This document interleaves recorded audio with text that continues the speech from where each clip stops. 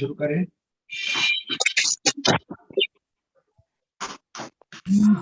Laws Vadodara, Rohit laws Ahmedabad અને જ્યોતિ lodge મુંબઈના ઉપક્રમે આયોજિત ત્રિવેણી મંગળવાર મીટના 21માં 3 federation, Marathi federation, Gujarat federation અને મુંબઈ ફેડરેશન ના આજના પ્રવચન અધ્યાત્મ, સમગ્ર વિજ્ઞાન અને પ્રાચીન જ્ઞાનના વક્તા શ્રી તેંડુલકરજી, નંદકુમાર રાઉતજી અને અશોક લોખંડેજી તેમજ આજની સભાના મોડરેટર શ્રી તરલભાઈ મુનશી અને આજની સભામાં હાજર સર્વ સભ્યોનું સ્વાગત કરું છું. કેશવરબેન દસ્તુર વૈશ્વિક પ્રાર્થનાથી આજની સભાની શરૂઆત કરાવશે. કેશવરબેન, આપનું સ્વાગત છે.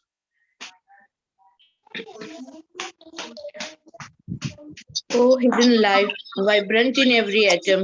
Oh, hidden life, vibrant in every atom. Oh, hidden light, shining in every creature. Oh, hidden light, shining in every creature. Oh, hidden love, embracing all in oneness. Oh, hidden love, embracing all in oneness. May each who feels himself as one with thee May each who feels himself as one with thee. May each who feels know himself he is as also one with every other. He is also one with every other. know he is also one with every other. Shanti, Shanti, Shanti.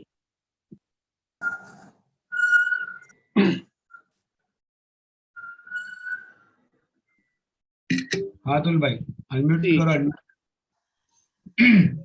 Sir unmute कीजिए। તરલભાઈ મુનશી આજની સભાની આગળની કાર્યવાહી માટે આમંત્રિત કરું છું. તરલભાઈ, આપનું સ્વાગત છે. जी धन्यवाद अतुल जी, और भास्कर जी, नंद कुमार जी और अशोक जी, आप तीनों का स्वागत है। और इस त्रिवेणी की इस 21वीं हमारी जो फेडरेशन मीट है उसमें हम आपका स्वागत करते हैं। और पेश है आपके सामने आज का विषय। सबसे पहले मैं इनवाइट कर रहा हूँ भास्कर तेंदुलकर जी को। मैं एक संक्षिप्त परिचय में दे दूं कि वे बीएससी ऑनर से एमए हैं, एलएलबी हैं और गवर्नमेंट और प्राइवेट ऑर्गेनाइजेशन में उन्होंने भाग लिया हुआ है और बहुत सारी एनजीओज के साथ भी रिस्पॉन्सिबल पदों पर उन्होंने कार्य किया है। उन्होंने मैनेजमेंट इंस्टीट्यूट भी विजिट की एज अ विजिटिंग फैकल्टी और प्रोजेक्ट गाइड के रूप में भी उन्होंने इस तरह से मार्गदर्शन दिया हुआ है। वे पूना लॉज टीएस के 40 वर्षों से मेंबर हैं, एक्स सेक्रेटरी है मराठी थियोसॉफिकल फेडरेशन के, एक्स प्रेसिडेंट है पूना टीएस के, पूना लॉज के, और एक्स एडिटर है थियोसॉफिकल बाय मंथली जागृति विश्व बंधुत्व के। नेशनल स्पीकर हैं इंडियन सेक्शन के, हम सभी जानते हैं, टीएस वाराणसी से। वो बहुत सारी लॉजेस, फेडरेशन आदि को विजिट कर चुके हैं, अपने थियोसॉफी का प्रोपगेशन कर चुके हैं, प्रचार कर चुके हैं, लेक्चर्स, वर्कशॉप, स्टडी कैंप्स, पूरा भारतवर्ष में अलग अलग जगह इन्होंने इस तरह से योगदान दिया हुआ है। और बहुत व्यक्तिगत रूप से मिलने पर भी इतने ऐसा लगता है कि ज्ञान का एक भंडार आपके सामने खड़ा है। तो तेंदुलकर जी आइए और आप आज के विषय पर इंग्लिश में अपना भाषण करिए। पहला पार्ट 18 मिनट का रहेगा, उसके बाद दोनों व्यक्ति जो भाषाई अनुवादक वो अनुवाद करेंगे और पुनः आप पार्ट 2 में अपना 18 मिनट में कहेंगे। धन्यवाद। Brothers and sisters, thank you, Brother Taral Munshi ji, for giving me this opportunity to speak to the Tuesday Triveni meet. We met at Nagpur and we discussed about this possibility of expressing myself on certain theosophical topics.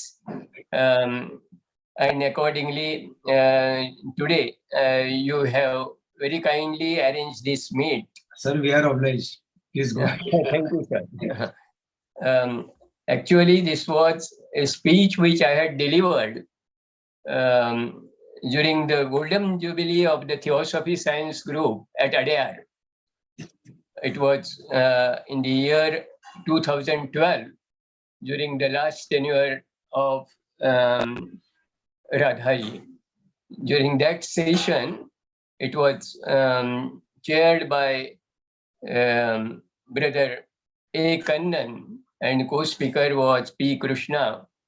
The topic of the session was spirituality, holistic science, and ancient wisdom. The other speaker spoke on spirituality and holistic science, and therefore my speech was mostly related to the ancient wisdom. Of course, ancient wisdom in relation to the modern science. We have seen that in recent years, the influence of ancient wisdom on the society, human society, has decreased, and effect of modern science in terms of materialism has considerably increased. The old society, human society, was guided by the traditional ethical and spiritual values. That was the foundation of the human society in those early days. They were guided by the treasure of knowledge which humanity received from their early instructors, spiritual instructors.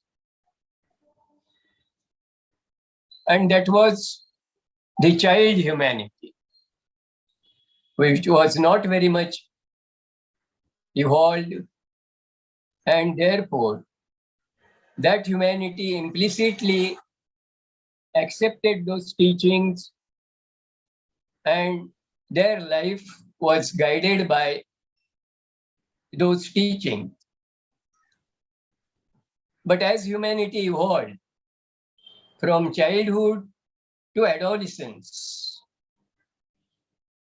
the effect of original teachings given by humanity's spiritual instructors lost its hold on humanity. In fact, these teachings were the basic foundations of all religions, which came into existence from time to time and place to place on this globe. But during this period of adolescence of humanity, that hold was shaken.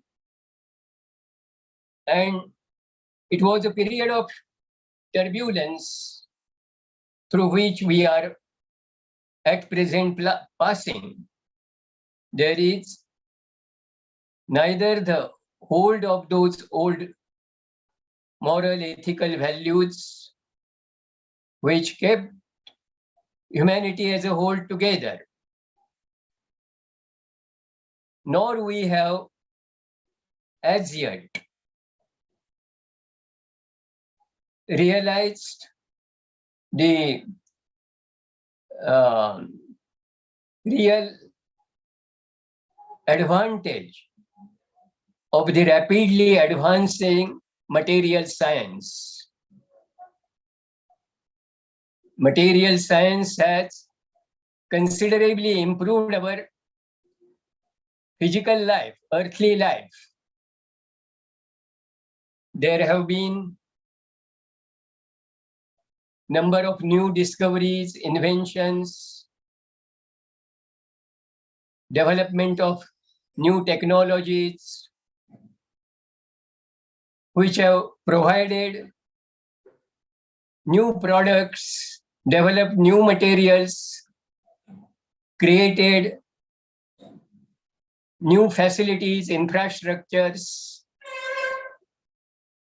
and perhaps the whole aim of the modern science to make life more and more comfortable, more and more luxurious, and our thinking is mostly influenced by these material considerations. Material science has changed our lifestyle, our culture, our civilization as a whole. We see that we have gone through industrial revolution with the progress of material science. There is more and more automatism, which has led to machine age and thereafter to computer age. We have passed through a period where there are new processes which have replaced the individual human skill, craftsmanship, creativity, because of the development of computerized machines capable of mass production. And this has led to a tendency to create artificial needs and demands for whatever is produced. If we see the present trends of marketing, advertising, influencing the humanity in various age groups, various classes, we see that we are made to adopt new things, whether they are appropriate or not, whether they are essential or not, whether they are really making our life purposeful, useful.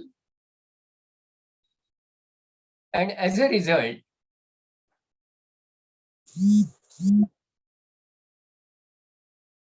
there has been a tendency to accept things which are presented to us, creating temptations, creating illusory needs. And there is also another effect, that the employment opportunities have decreased because computerized machines can produce much more faster than manual labor. The importance which was there in early days to individual creativity, individual craftsmanship, individual sense of achievement, all those things have been replaced by machine efficiency. Machine hours are more important than man hours. And this has also created much of time, which is a leisure time. We see that at many places, there is 5-day week, 4-day week, and how we are going to utilize this leisure time is a problem. Many times we are realizing how the saying idle minds is a devil workshop really describes the present state of our culture. In those old days, we had certain systems which had which we had received from the early spiritual instructors of the humanity.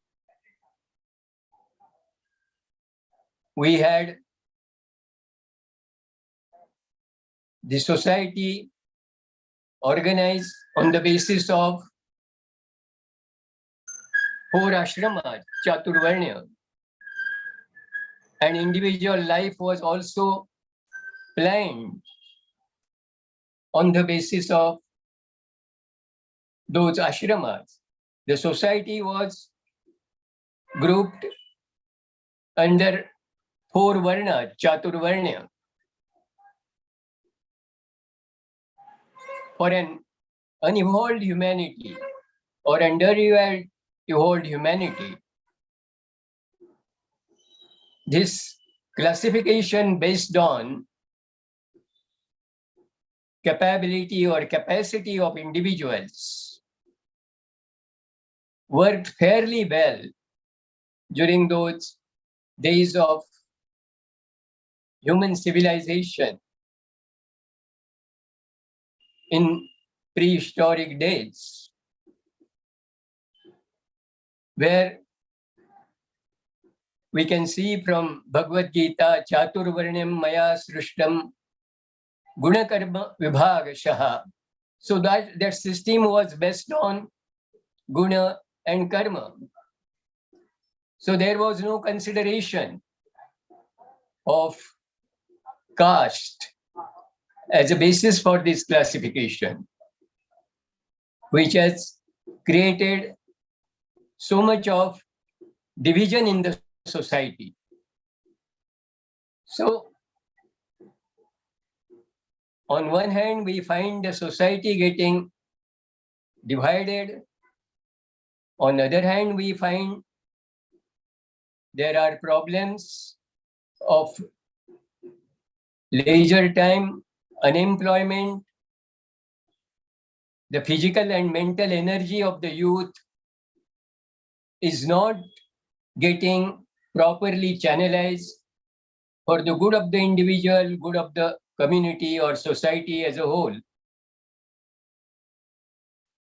There is more emphasis on satisfaction of gross physical needs and emotional cravings, and which are promoted more and more through media by modern marketing and advertising techniques. Therefore, it is perhaps time for us to see why we have not been able to derive the advantage from the so much of scientific knowledge that we have generated during the last couple of centuries. Why we couldn't integrate the ancient wisdom with our modern scientific knowledge.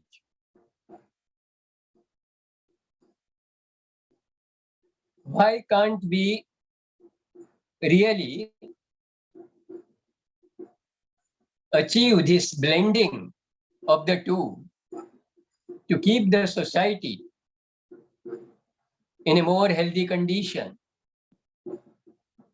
If we examine the old system, the whole society was deriving its strength from the joint family systems so far as family is concerned, and from the Gurukul system so far as the development of an individual from childhood to adolescence is concerned. In the joint family system, the Karta of the family was not the person exercising authority over the members of the family. Families were large. and the Karta had lot of power, no doubt, so far as the control of the family is concerned. But he was supposed to conduct the family in the spirit of responsibility towards all members of the family.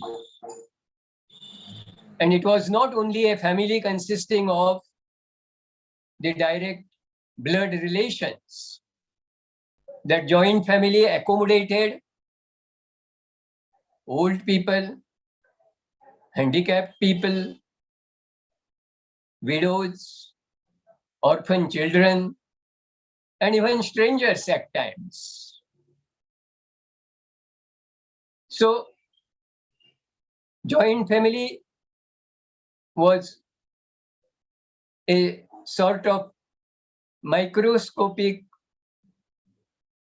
or a unit at the micro level of the whole society. As above, so below, we often say that what applies at the micro level is just the reflection of what exists at the macro level. So if we consider Gurukul, what was the difference so far as present educational system is concerned? Gurukul provided a teacher to the children. Children stayed with the Guru, away from the family for almost 12 years. Guru was a 2 minutes. Guru was a role model. Yes, Taralji? 2 minutes more to sum up the first. Okay. Guru was a role model for the pupil. They stayed, lived, observed how Guru lived, not only what he taught. And so teaching became a part of living. They lived the science of life and learned the art of living.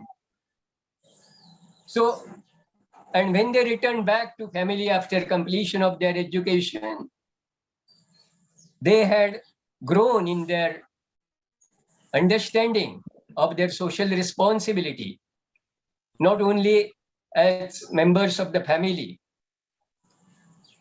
And that made all the difference.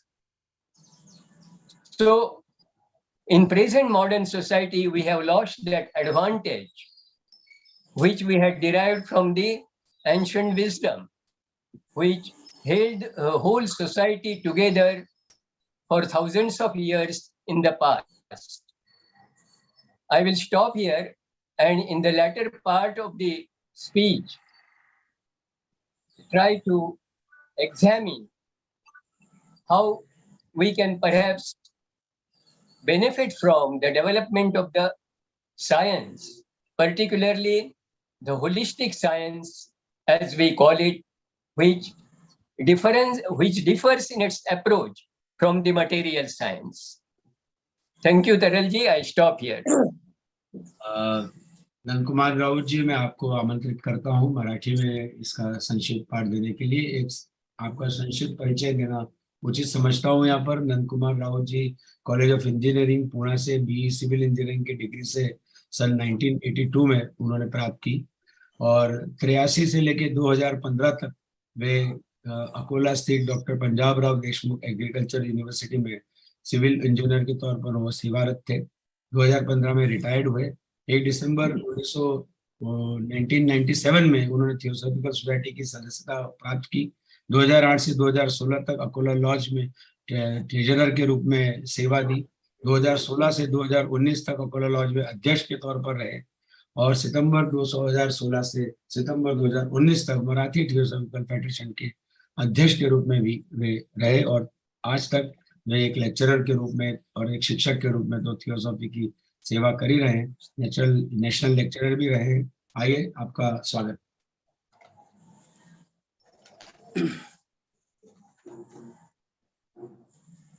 नमस्ते, सर्वांना प्रणाम।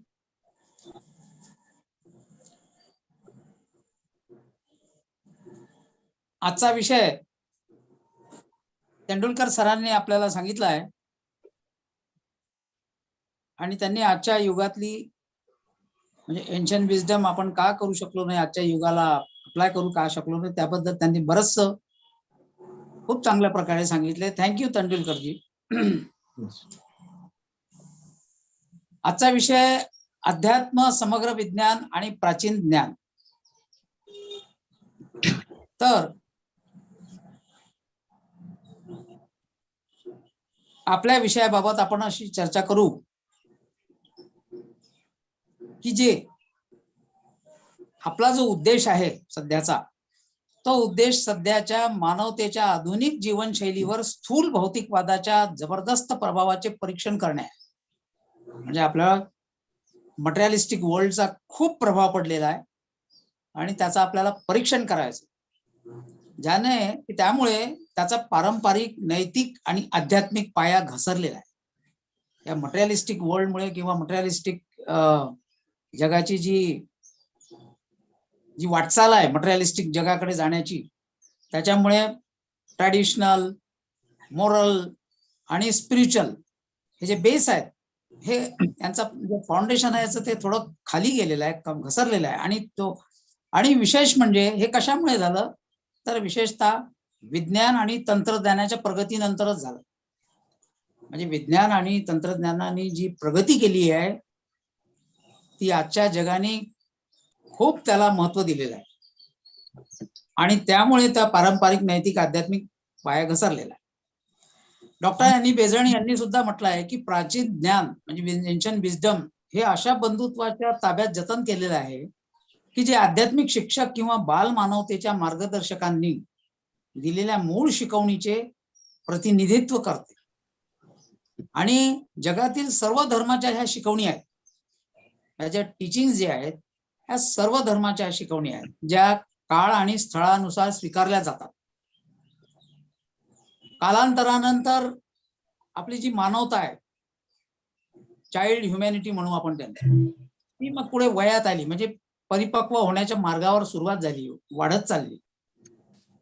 आणि आता सध्या किशोरावस्थेच्या म्हणजे ॲडोलेसन्स अशा अवस्थेतून आणि तेही अशांत कालखंडातून ती पार पडत आहे, ती जात आहे. कालखंड कसा आहे, अशांत आहे सध्याचा.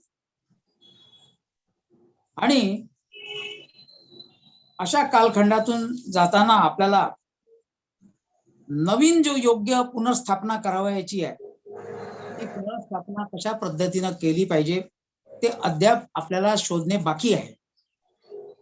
अशा प्रवाहाच्या स्थितीत एन्शियंट विजडम हा काय करतो, आपल्याला ज्ञानाचा खजिना प्रदान करू शकते, ज्याची समग्र विज्ञानाच्या प्रकाशात आधुनिक अंतर्दृष्टीने समीक्षा केली जाऊ शकते.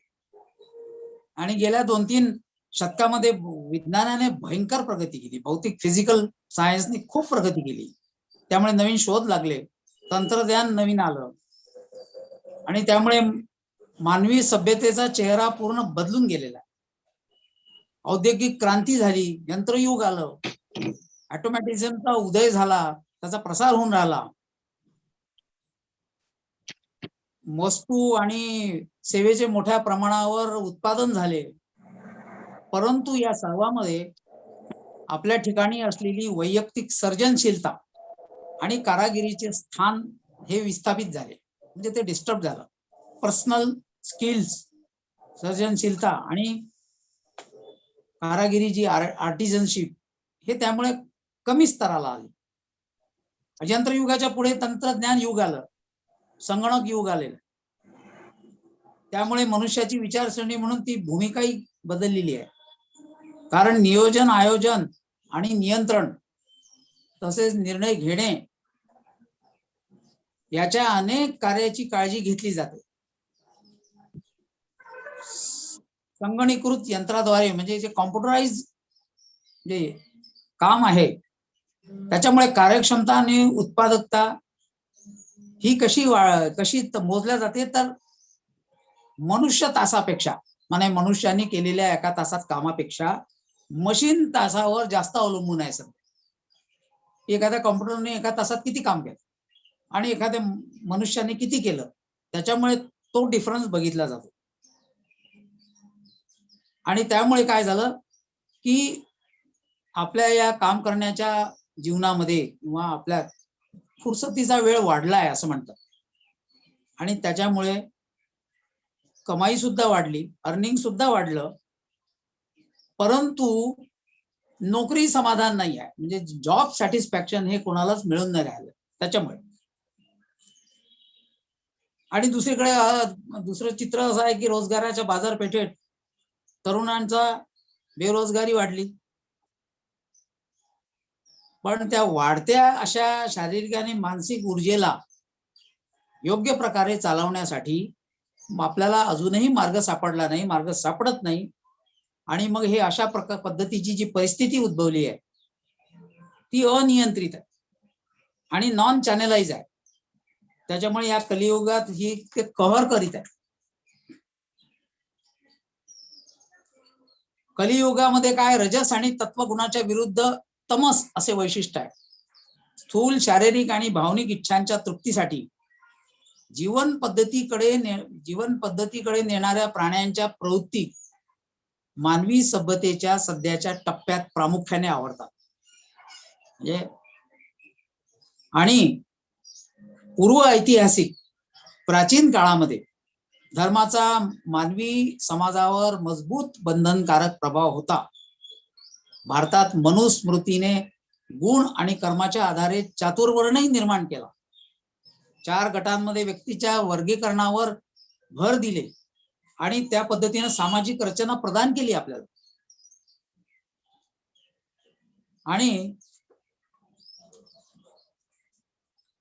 पुढे एकत्र कुटुंब व्यवस्था आली आणि कोणतीही व्यक्ती कुटुंब समाज आणि त्याचा तो जो भाग आहे त्यापासून तो आता स्वतंत्र नाहीये. तो विभक्त, परस्परावलंबी आणि एकमेकांशी जोडलेला आहे. खरं तर सेंद्रिय संपूर्ण अविभाज्य भाग आहे तो. आणखी एक उल्लेखनीय संस्था जी निर्माण झाली होती ते गुरुकुल, शिक्षकांच्या अधिपत्याखाली शिकण्याचे निवासी ठिकाण. गुरुकुल म्हणजे आपण ऐकतोय आपण की महाभारत रामायण काळामध्ये गुरूंच्या घरी जाऊन शिकायचे. चारित्र्य निर्मिती आणि बुद्धिमत्तेच्या विकासाच्या वर्षांमध्ये मुले त्यांचे कुटुंब सोडून त्यांच्या शिक्षकांसोबत विद्यार्थी म्हणून राहतील अशी ही गुरुकुल व्यवस्था होती. आणि तेथे ते केवळ शिकण्यासाठी जगले नाही तर जगायला शिकले. ते शिकण्यासाठी ते तिथे जगले नाही तर जगण्यासाठी शिकले. ते कसं जगावं आणि जीवनाचे विज्ञान शिकताना त्यांनी जगण्याची कला आत्मसात केली होती. शिक्षक त्यांच्यासाठी एक जिवंत उदाहरण होते. आजच्या भाषेत त्याला रोल मॉडेल असं म्हणतात. शिक्षकांनी शिस्त आणि चारित्र्य निर्माण करण्यासाठी विद्यार्थ्यांना भविष्यातील जबाबदार कुटुंबातील सदस्य आणि नागरिक बनवण्यासाठी योग्य वातावरण दिले. त्यावेळी शिक्षकांची भूमिका निस्वार्थी आणि त्यांच्या व्यवसायाप्रती खरी होती. त्यांनी तुलना, स्पर्धा, श्रेणीकरण याचा अवलंब केला. आताचा काळ कसा आहे, याच्यात कंपॅरिझन आहे, त्याला महत्व आहे. स्पर्धेला आहे, कॉम्पिटिशनला आलं, ग्रेडेशनला आलंय, ग्रेडेशन करतो आपण. तर हे त्या काळामध्ये गुरुकुल व्यवस्थेमध्ये ह्या गोष्टी व्हायच्या नसत होत. त्यामुळे परिपूर्णतेच्या दिशेने प्रगती करण्यावर लक्ष केंद्रित करू शकत असत. आणि मग त्यांनी वैयक्तिक स्वभावांनाही प्रोत्साहन दिलं. त्यामुळे जे विद्यार्थी होते ते निसर्गाच्या सान्निध्यात राहिले. त्यांना स्वच्छ परिसराचा आनंद लुटता आला. साधी राहणी आणि उच्च विचारसरणीच्या निरोगी सवयी विकसित केल्या गेल्या त्यांच्या ठिकाणी. आणि जेव्हा ते अभ्यास पूर्ण करून घरी परतले तेव्हा त्यांच्यात कुटुंबाशी आत्मकेंद्रित आसक्तीशिवाय पुरेशी सामाजिक जबाबदारीची भावना विकसित झाली होती. म्हणजे नुसतं आत्मकेंद्रित आणि आपल्याच कुटुंबाशी केंद्रित राहावं अशी आसक्ती त्यांच्या ठायी नव्हती.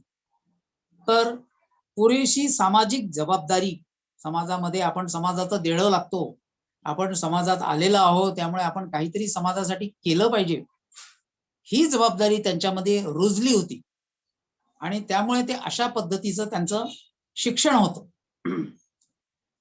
कालांतराने कुटुंब आणि शाळा या दोन मूलभूत संस्थांच्या घटनेत वैशिष्ट्यपूर्ण बदल झाले. आमच्या संयुक्त कुटुंब पद्धतीचे विघटन होऊन केंद्रक कुटुंबाचा उदय झाला. म्हणजे जॉईंट फॅमिली यांचं डिटोरेट होऊन त्याचे तुकडे पडून ते सिंगल फॅमिलीज झाले, ज्यामध्ये फक्त पालक आणि 1 किंवा 2 मुले असेच सदस्य आहेत. आणि त्यामुळे या मुलांचे संगोपन अत्यंत व्यक्तिवादी स्वकेंद्रित पद्धतीने झाले. बरेचदा दोन्ही पालकांना कुटुंबाच्या आर्थिक गरजा पूर्ण करण्यासाठी कामावर ठेवले जाते. मुलांच्या भावनिक वास्तविक भावना गरज पूर्ण करण्यासाठी कमी वेळ मिळतो. मुलांना नामांकित शाळेत घालणे, जिथे प्रतिष्ठा, सामाजिक स्थिती, करिअरच्या शक्यता आणि आर्थिक बक्षिसे यानुसार मोजली जाते. शाळांमध्ये प्रवेश पूर्ण करणे, तुलना करणे आणि पालकांच्या मोठ्या खर्चाचा भार उचलण्याच्या आर्थिक क्षमतेवर अवलंबून असते. आणि रावजी, या परिस्थितीत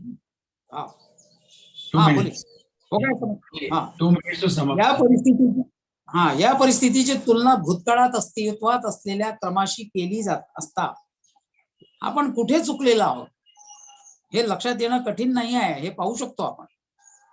आणि आपल्या शाळा आणि महाविद्यालयामुळे त्यामुळे ज्ञानाचा कशा वाढवण्यावर आपण भर देऊ शकतो. तर इथे मी माझा पहिला पार्ट, आपल्या व्याख्यानाचा पहिला पार्ट संपलेला आहे. थैंक यू राव साहब, आपने इसे उचित समय में संपूर्ण कर दिया. अशोक जी, आप हैं हमारे हिंदी के वक्ता, तो आपका एक संक्षिप्त परिचय देना चाहूंगा. आप नेशनल लेक्चरर तो हैं ही इंडियन सेक्शन के, लेकिन मार्गदर्शक भी हैं और हर चीज में मार्गदर्शन आगे बढ़कर देते हैं. मास्टर डिग्री उन्होंने कॉमर्स में की हुई है, एमकॉम नागपुर यूनिवर्सिटी से. उन्होंने कार्य किया है फूड कॉर्पोरेशन ऑफ इंडिया में. 2014 में एज ए डिपो मैनेजर की पोस्ट पर वे रिटायर हुए. 1984 में थियोसॉफी ज्वाइन की. लाइफ मेंबर हैं थियोसॉफी सोसाइटी के.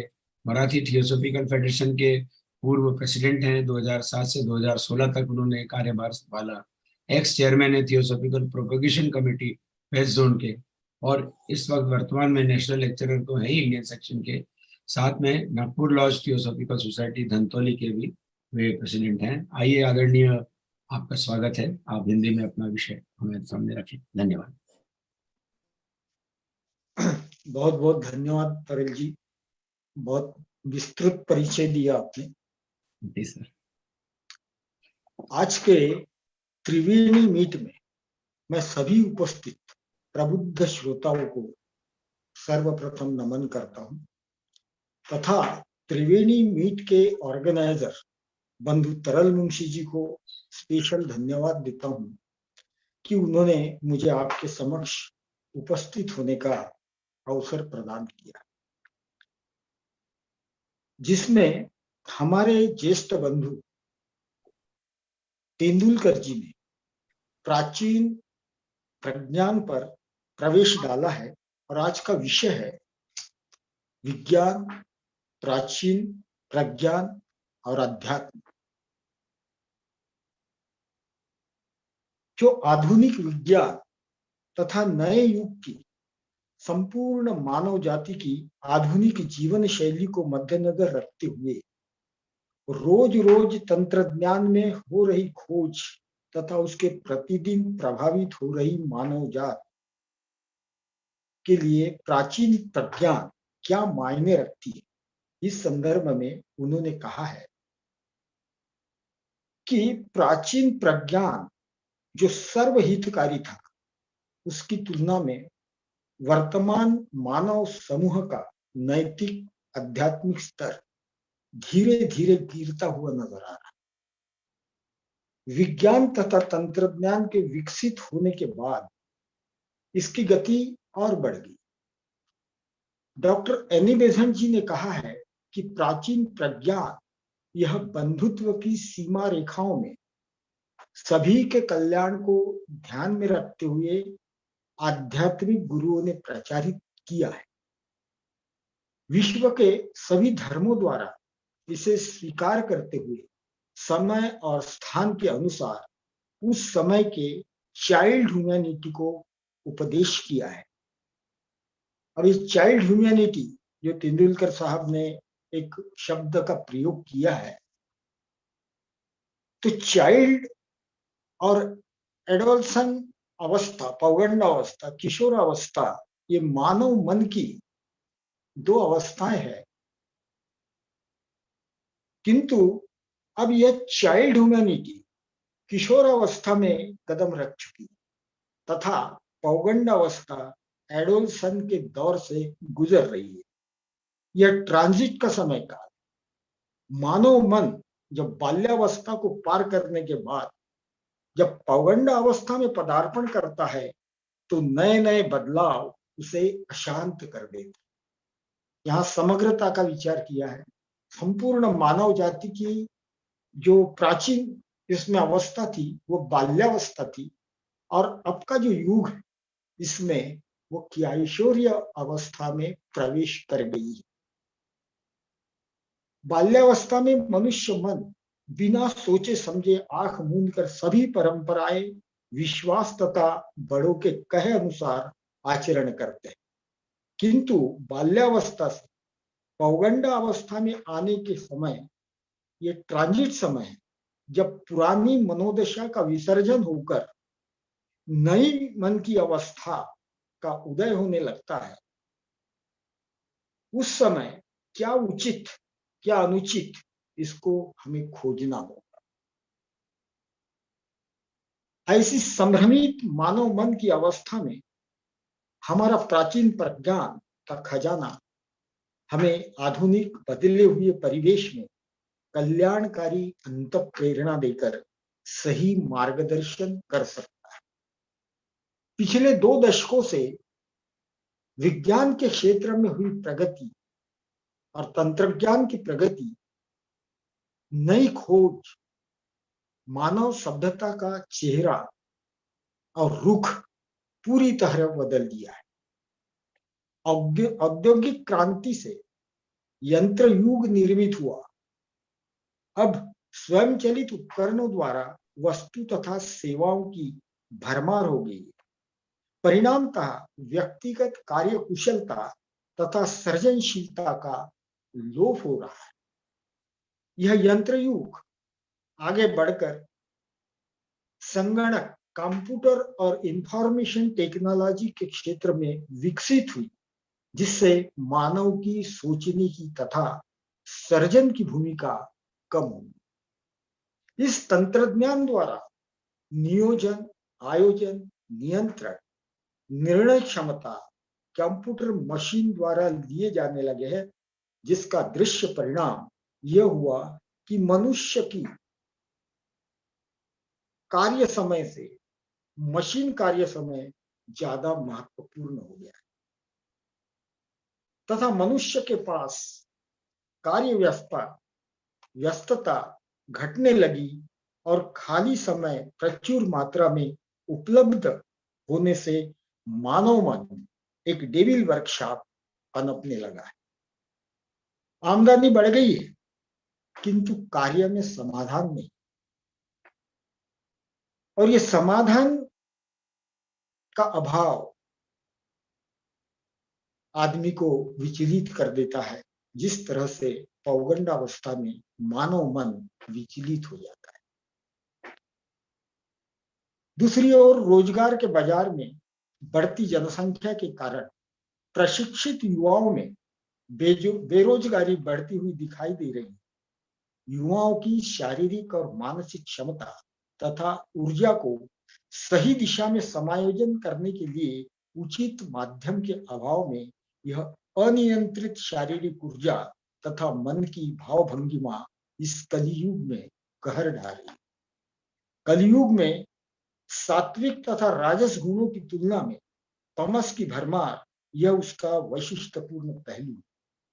इसके चलते मानव जाति का शारीरिक तथा भावनिक कामनाओं की तृप्ति हेतु स्वच्छंद जीवन पद्धति के चलते पाशविक प्रवृत्तियां वर्तमान की मानव सभ्यता में दृष्टिगोचर हो जाती। प्राचीन समय में मनुष्य मन पर नैतिकता तथा धर्म, ईश्वर इत्यादि का प्रभाव होने वे नियंत्रित होते थे। प्राचीन भारतवर्ष में मनुस्मृति द्वारा गुण कर्म के आधार पर चातुर्वर्ण इस संज्ञा से सामाजिक संरचना निर्माण की गई थी। इस व्यवस्था के तहत हर एक मनुष्य समूह को समाज के प्रति विशिष्ट दायित्व सौंपा गया था और यह एक समूह अपने उत्तरदायित्व को जिम्मेदारी पूर्वक निभाने में कुशल था। यह एक सामाजिक उत्थान का समग्र दृष्टिकोण था। मानव समाज के सभी घटक परस्पर पूरक तथा सहयोग की भावना से कार्य तत्पर थे। यह प्रत्येक वर्ण अपनी अपनी जगह महत्वपूर्ण था और श्रेष्ठता तथा कनिष्ठता का यहाँ कोई भाव नहीं था, कोई आधार नहीं था, कोई श्रेणी नहीं थी, परंतु समाज के प्रति प्राप्त कर्तव्य तथा उत्तरदायित्व की भावना भरपूर थी। प्राचीन भारतीय सभ्यता में व्यक्तिगत स्तर पर भी मनुष्य जीवन 4 खंडों में, आश्रमों में विभाजित किया गया था, जैसे ब्रह्मचर्य, गृहस्थ, वानप्रस्थ और संन्यास। उसमें मानवीय जीवन हर उम्र के हर पड़ाव की भूमिका और उत्तरदायित्व बिना किसी प्रतिस्पर्धा के या संघर्ष से अपने परिवार तथा समाज के प्रति कर्तव्य बखूबी निभाया जाता था। यह एक परिवार तथा समाज को मद्देनजर रखते हुए किया हुआ सकारात्मक प्रयास था, दृष्टिकोण था, जो परस्पर संबंध तथा भाईचारे को एक सूत्र में पिरोही हुए था। भारतीय प्राचीन परिवार देखिए, जिसमें औसतन 100 वर्ष का मानव जीवन 4 अलग अलग उम्र के पड़ाव में, जिसमें आश्रम कहा जाता है, एक ही परिवार में एक ही साथ स्थित रहते थे और परिवार के प्रमुख पर सभी की जिम्मेदारी हुआ करती थी, जिसमें अनाथ बच्चे, विधवा महिला, अपाहिज व्यक्तियों का लालन पालन किया जा सकता था। उसी तरह प्राचीन भारत में एक महत्वपूर्ण संस्था गुरुकुल हुआ करते थे। गुरुकुल का अर्थ निवासी स्कूल, जहां पर गुरु के सानिध्य में उनके साथ रहकर बुद्धि विकास, चारित्र निर्माण तथा जीवन जीने की कला, सामाजिक सौहार्द, इसका पाठ सिखाया जाता, जिसमें वह ज्ञानी, चरित्रवान तथा जिम्मेदार उत्तम नागरिक होकर समाज में वापिस आते। लोखंडे जी, दो मिनट है सब आपके लिए, धन्यवाद। उनके गुरुजी उनके लिए आदर्श व्यक्ति, श्रद्धेय व्यक्ति होते थे। वह शिक्षकों का अपने विद्यादान के कार्य में पूर्ण समर्पितता थी और उनके द्वारा तुलना, स्पर्धा, समर्पित पूर्ण श्रेणीकरण नहीं था।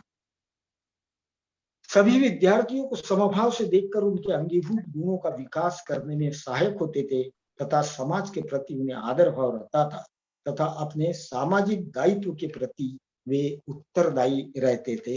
तरल जी, अभी 1 मिनट है क्या?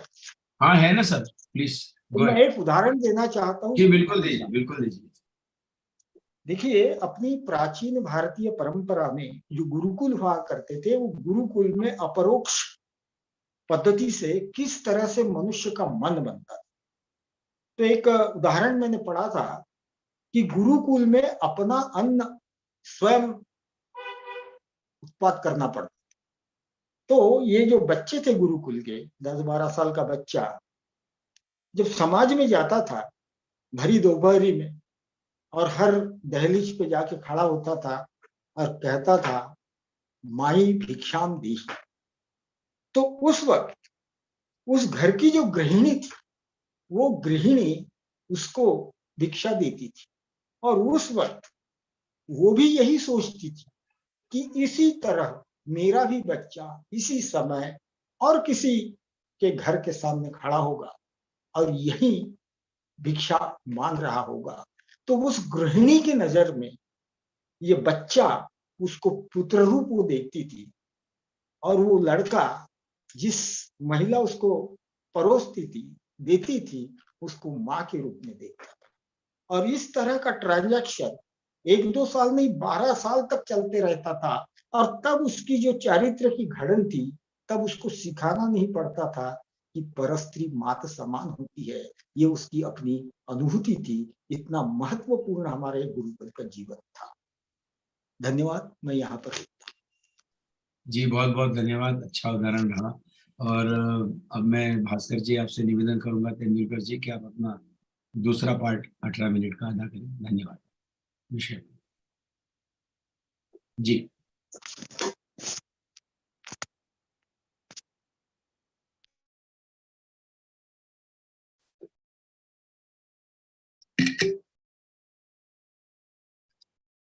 सर अनम्यूट कर लीजिए। Unmute unmute.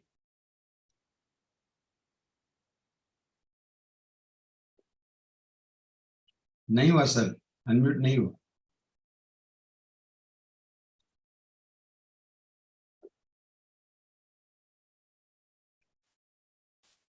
दादा उसको अनम्यूट करना पड़ेगा, वो लाल स्पीकर जैसा दिख रहा है ना, उसको टच कर दीजिए। Hello. हाँ, now it's clear sir, thank you so much. Am I audible? Yes sir, please go ahead. Thank Okay. Thank you, Taralji. you। I particularly thank both my colleagues, national lecturers, Brother Raut and Lokhande. Some of the points which I missed during my short lecture in the first half have been very well covered by both of them. Thank you once again. I have mentioned two things particularly in relation to our ancient wisdom relating to two institutions, namely joint family system and Gurukul system. And if we compare these with our present family systems and educational systems, there are glaring differences. We have lost the essence of both these systems if we compare them objectively. The joint family system has disintegrated and it has given rise to a nucleus family. So the bringing up of children, building of their character, which were the basic functions of a joint family, which spread over 4 generations. If we compare the life of an individual of 100 years, then a family consisted of almost 4 generations. And there was a perfect understanding. There was no generation gap at its exists in today's system. Our children today are left high and dry so far as this essential function of character building and moral development and emotional maturity and all those things which were taken care of in the old family systems are practically lost in today's system. So because our both parents are busy in earning for the family, and our teachers are busy in preparing our children for competitive examinations to survive in the competitive world. In Gurukul, this kind of competition was not there. There was more of cooperation. There was more of finding of the individual uniqueness in a child and promoting that particular quality of a child, which will give to society real geniuses to lead the society. In today's system, we do not get that kind of, say, role model in the teaching staff, that kind of personal attention which was paid by a guru for his pupil, that is completely lost in today's educational system. Today there is cutthroat competition, gradations, and more of elimination than selection for the few opportunities which exist for innumerable candidates fighting for grabbing the opportunities which exist. So that has created all havoc in the present social system. And we have to now work out some kind of model which will be able to retain advantages of old as well as the modern models of family as well as education. In our schools and colleges, today there is considerable thrust on expanding the knowledge base. There is an explosion of information, more and more specialized fields and professions, narrow and contracted fields, and simultaneous absence of broad generalized vision are the characteristics of the modern educational system. There is a need to realize the common base and interrelatedness of all sciences and their practical applications with different approaches. I can explain this by an illustration from a medical field. Suppose a patient with myopia approaches an eye surgeon. He will focus his whole attention by treating myopia with examinations of patient's eyes. But suppose the same patient approaches an acupuncturist, he would cause stimulation at the tip of a little toe because bladder meridian extends from the little toe to upper nose near eyes, causing upper nasal congestion. Now this practice, though rational from the point of view of an acupuncturist, an eye specialist will consider it as absurd because the whole thinking process of the two will be totally different.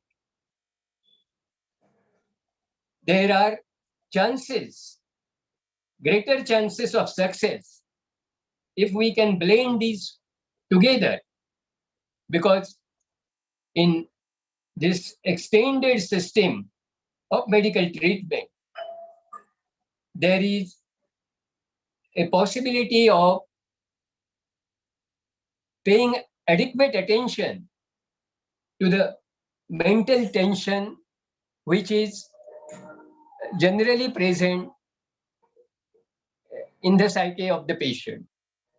If there is mental relaxation coupled with meditation, then we can work alternate systems of medicine, which will take care of psycho-spiritual needs of the patient, not merely physical needs.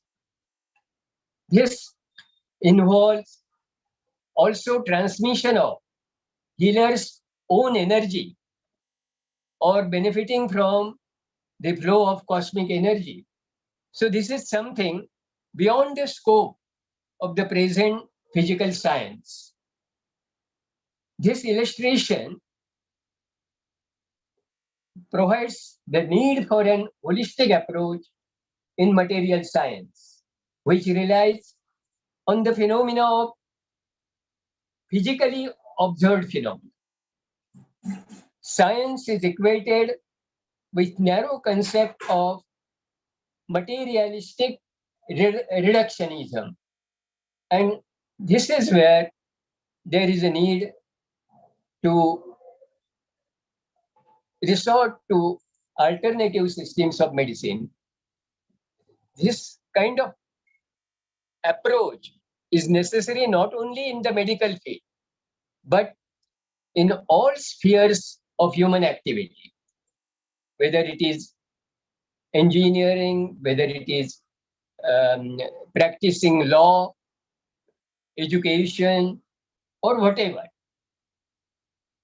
increasing evidence proves that this materialistic reductionism in science is not giving the expected results.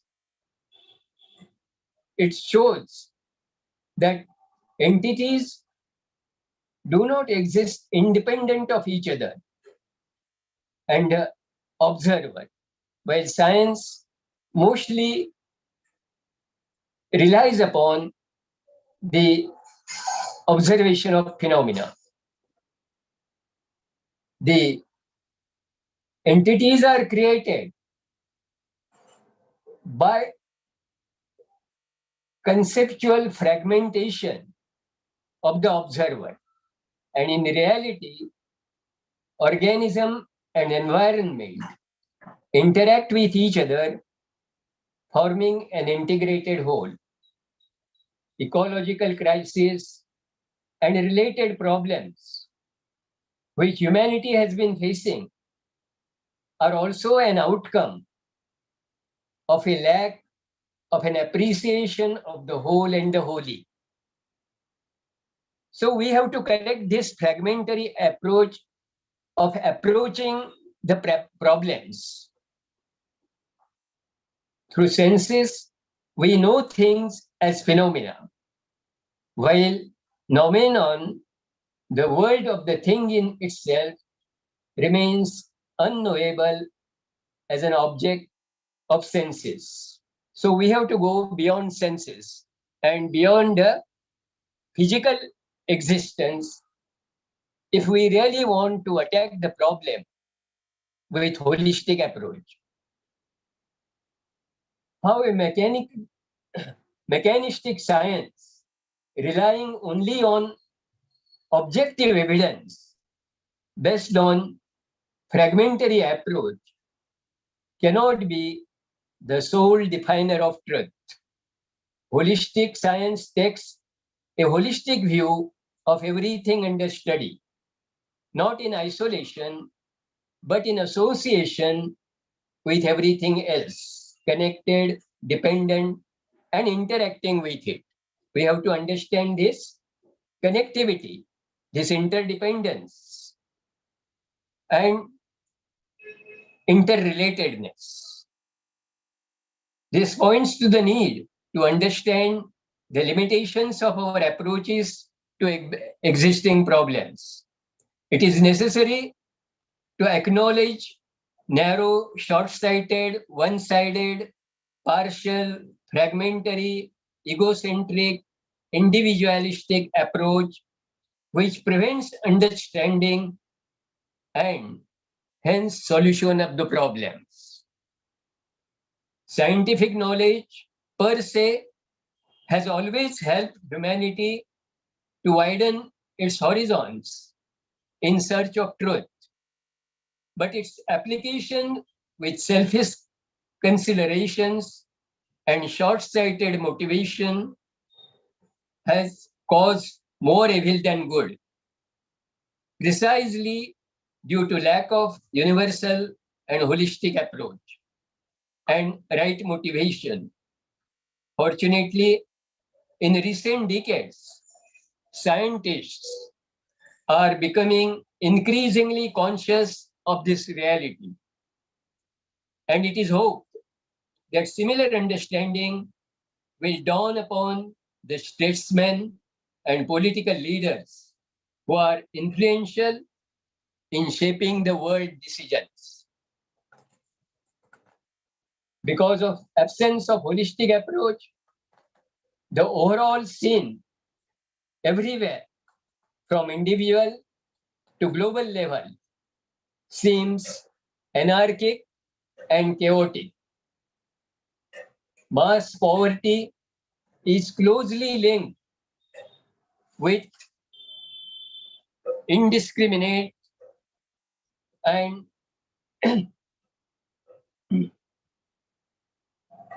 mass poverty is closely linked with indiscriminate pursuit of prosperity on the part of affluent section of population. Media is being used to boost demands artificially, irrespective of genuine needs.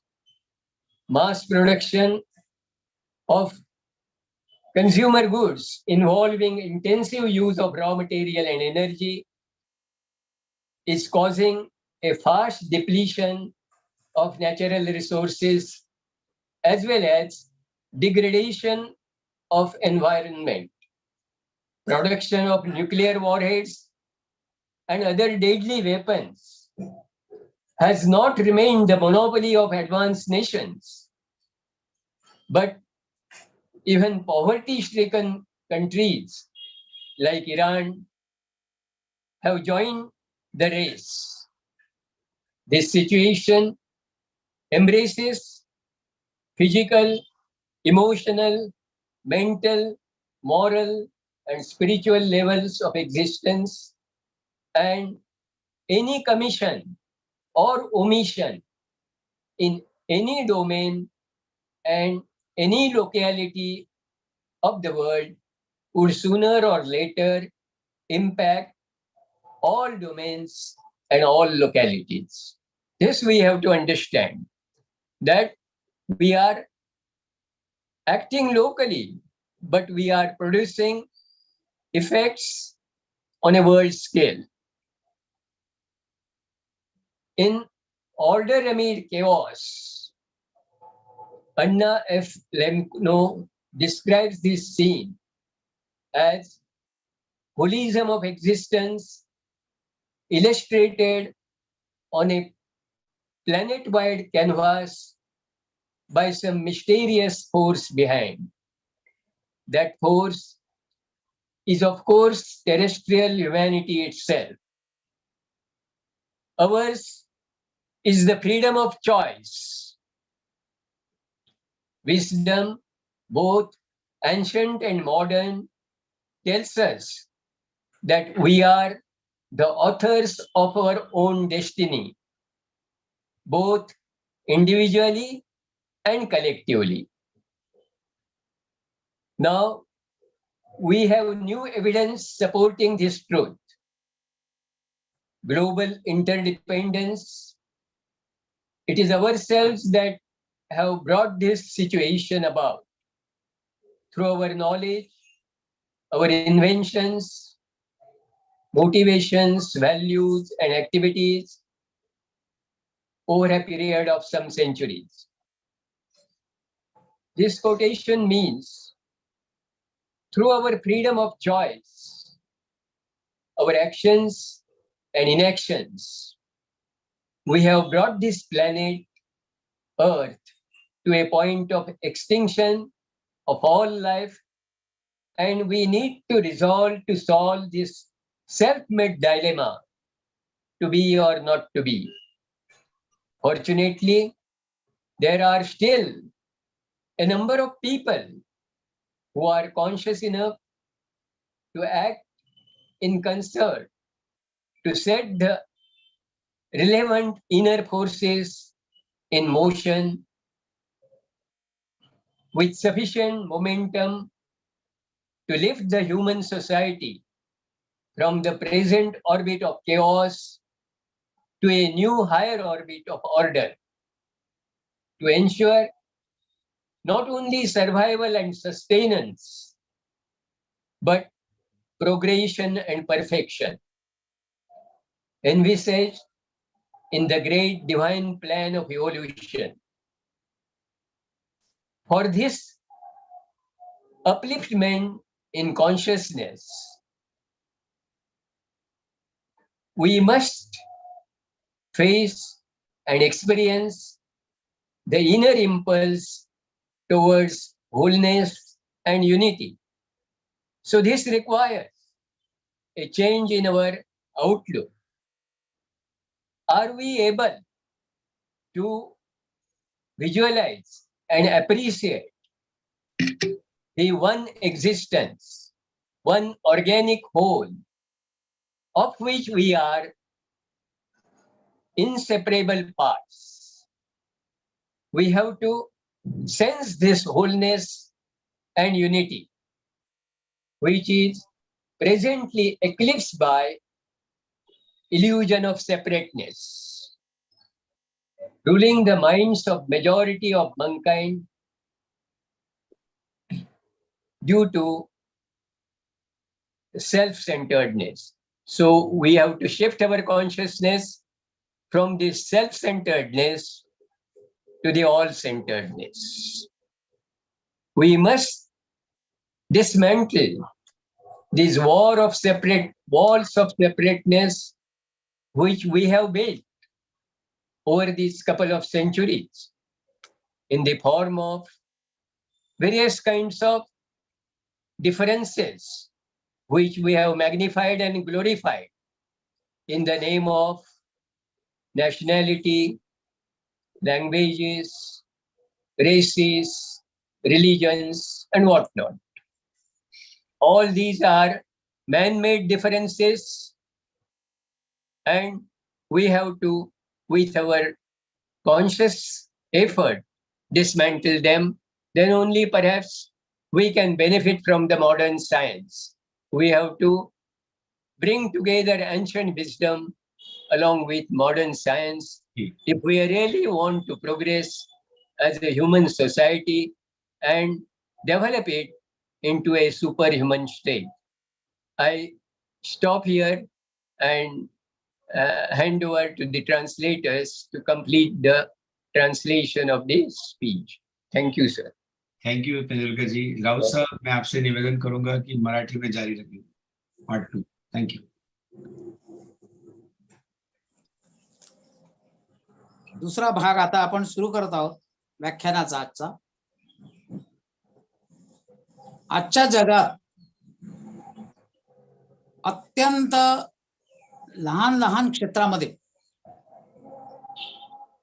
गहन ज्ञान आणि त्याचा सराव नसतानाही आणि तसंच व्यापक दृष्टिकोन नसतानाही अधिकाधिक आणि विशेष क्षेत्र आणि व्यावसायिक व्यवसाय हे निर्माण केले जातात. त्या क्षेत्रांचा आणि व्यावसायिक व्यवसायाचा पाया हा मुळातच तिथे गहन ज्ञान नसल्यामुळे आणि त्याचा सराव नसल्यामुळे आणि व्यापक दृष्टिकोन नसल्यामुळे तो डळमळीत अशा पायावर हे अनेक क्षेत्र उभे आहेत. सध्याच्या जगामध्ये हे चित्र दिसतंय आपल्याला.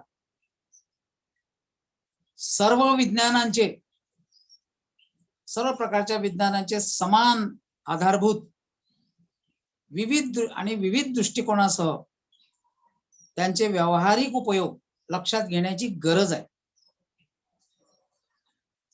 उदाहरणार्थ आपण एक उदाहरण घेऊ की वैद्यकीय क्षेत्रामध्ये अनेक स्पेशलायझेशन आहेत. जसे एखादा नेत्रतज्ञ मायोपियावर उपचार करतो तेव्हा तो नेत्रतज्ञ रुग्णाच्या डोळ्याच्या तपासणीवरच लक्ष केंद्रित करतो. परंतु एखादा ॲक्युपंक्चरिस्ट असला तर तो डोळ्यावर कुठेही उपचार न करता शरीराच्या दुसऱ्या भागावर उपचार करून दुसऱ्या भागावर काही विशिष्ट बिंदूवर उत्तेजित करून तो उपचार करतो. आणि त्यामुळे ही जी पद्धत आहे ही पद्धत ॲक्युपंक्चर तज्ञांना तर्कसंगत वाटते,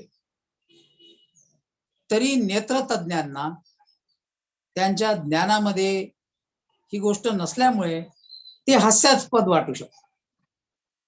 आणि वाटतेच तशी ती की डोळ्याचा उपचार डोळ्यावरच होईल, इतर ठिकाणी शरीराच्या इतर ठिकाणी बिंदूवर कसा होईल असा हा नेत्रतज्ञ विचार करू शकतो. त्यामुळे त्याला ते हास्यास्पद वाटते. परंतु तसं नसून दोन्ही गोष्टींनी उपचार हे होतातच. त्याच पद्धतीने वैश्विक ऊर्जेचा उपचार करून सायको आध्यात्मिक पातळीवर वैकल्पिक औषध कार्य करू शकते. म्हणजे अल्टरनेटिव्ह थेरपी मधलं जे काही औषध असेल ते कार्य करू शकते वैश्विक ऊर्जेचा वापर करून.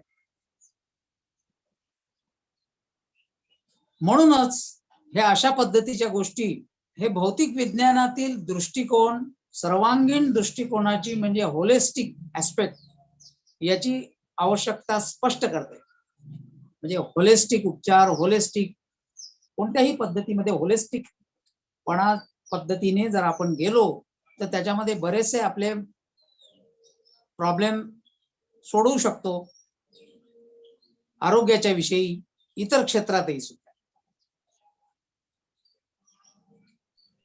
विज्ञानाची तुलना भौतिकवादी घटवादाच्या संकुचित संकल्पनेशी केली जाते, परंतु वाढत्या पुराव्यावरून हे सिद्ध होते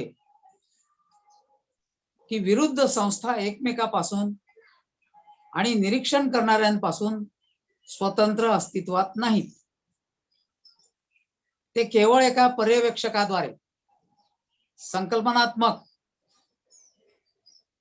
विखंडनातून अखंड संपूर्ण तयार केले जातात. आणि म्हणून प्रत्यक्षात जीव आणि पर्यावरण एकमेकांशी संवाद साधतात. हल्ली जगामध्ये पर्यावरणीय संकट आहेत आणि त्या संबंधित समस्या अनेक आहेत, परंतु त्याचा अद्यापपर्यंत काही चांगल्या पद्धतीचा उपचार किंवा काही उपाय आपण शोधू शकलो नाही. हे स्पष्ट आहे की केवळ वस्तुनिष्ठ पुराव्यावर अवलंबून असलेले यांत्रिक विज्ञान खंडित दृष्टिकोनावर आधारित सत्याची एकमेव व्याख्या करू शकत नाही. समग्र विज्ञान, होलिस्टिक अप्रोच जर असला तर समग्र विज्ञान अभ्यासात असलेल्या प्रत्येक गोष्टीचा समग्र दृष्टिकोन घेते. म्हणजे पर्टिक्युलर एखाद्या समस्येवरच केंद्रीभूत होत नाही, परंतु ती समस्या कोठून निर्माण झालेली आहे, कशा पद्धतीची आहे आणि त्याच्यावर उपचार काय करायचा, या पद्धतीने त्याच्यामध्ये होलिस्टिक अप्रोच मध्ये त्या पद्धतीमध्ये असा विचार केला जातो. आणि अलिप्ततेने नव्हे तर इतर सर्व गोष्टींशी जोडलेले आणि अवलंबून असलेले असते त्याच्यामध्ये. म्हणजे एखादा प्रॉब्लेम आला तर होलिस्टिक अप्रोच मध्ये केवळ त्या जिथे समस्या उत्पन्न झाली तिथेच कॉन्सन्ट्रेट न करता ती कुठून निर्माण झाली असेल, आसपास कुठले प्रॉब्लेम आहेत, त्या सर्व गोष्टींशी त्याचा अभ्यास केला जातो. वैज्ञानिक ज्ञानाच्या अभ्यासाने मानवतेला सत्याच्या शोधात आपली क्षितिजे रुंदावण्यास बरंच मदत केलेली आहे. आपल्याला बऱ्याचशे फील्ड हे ब्रॉड झालेले आहेत, अवगत झालेले आहेत, परंतु स्वार्थी विचारांनी आणि वाईट हेतूने वैज्ञानिक ज्ञान वापरताना चांगल्यापेक्षा अधिक वाईट घडलेले आहे आणि घडत आहे. त्यामुळे सुदैवाने अलीकडच्या दशकांमध्ये, म्हणजे अलीकडच्या या काही 10-20 वर्षांमध्ये शास्त्रज्ञांना या वास्तवाची जाणीव होत आहे की विज्ञानाचा गैरफायदा घेण्यात येत आहे, स्वार्थी विचारांनी आणि वाईट हेतूने वाईट करण्यात येत आहे. ती जाणीव होत झालेली आहे वैज्ञानिकांना, आजच्या वैज्ञानिकांना ती जाणीव झालेली आहे. आणि आपण अशी आशा करतो आहे किंवा करावी की अशीच जाणीव समजूतदार राज्यकारभारी आणि राजकीय नेते, की ज्यांच्यामध्ये जगाच्या नियतीला घडवण्यात जे लोक प्रभावशाली आहेत, त्यांच्यामध्ये ती अशा पद्धतीची जाणीव निर्माण होईल अशी आपण आशा करूया. सर्वांगीण दृष्टिकोन नसल्यामुळे, म्हणजे होलिस्टिक व्ह्यू नसल्यामुळे, वैयक्तिक ते जागतिक स्तरापर्यंत सर्वत्र एकंदर दृश्य अराजक आणि गोंधळलेलं दिसते. वास्तविक गरजांची पर्वा न करता कृत्रिमरित्या मागणी वाढवण्यासाठी माध्यमांचाही वापर केला जात आहे. म्हणजे मीडियाचा सुद्धा चुकीच्या पद्धतीने वापर केला जात आहे. ही परिस्थिती शारीरिक, भावनिक, मानसिक, नैतिक आणि आध्यात्मिक पातळीच्या अस्तित्वाचा समावेश करते. आणि कोणत्याही क्षेत्रामध्ये जर अशा पद्धतीची चूक झाली तर सर्व क्षेत्रांमध्ये आणि सर्व परिसरामध्ये त्याचा परिणाम हा होतोच. प्राचीन आणि आधुनिक दोन्ही ज्ञान आपल्याला सांगते की आपण वैयक्तिकरित्या आणि एकत्रितपणे आपल्या स्वतःच्या नशिबाचे आपण निर्माते आहोत. आपल्या थिओसॉफीमध्ये सुद्धा एक ते आपलं आहे की मनुष्य हा स्वतःचाच शास्ता आहे. म्हणजे तो स्वतःचे मार्ग स्वतःच मार्ग निवडतो आणि त्या पद्धतीने त्याच्या जीवनात जे काही वाईट घडते हे त्याच्या विचारांनी त्याच्या कृत्याने घडते. म्हणून आपण त्यांनी म्हटलं आहे की स्वतःच्या नशिबाचे आपणच निर्माते आहोत.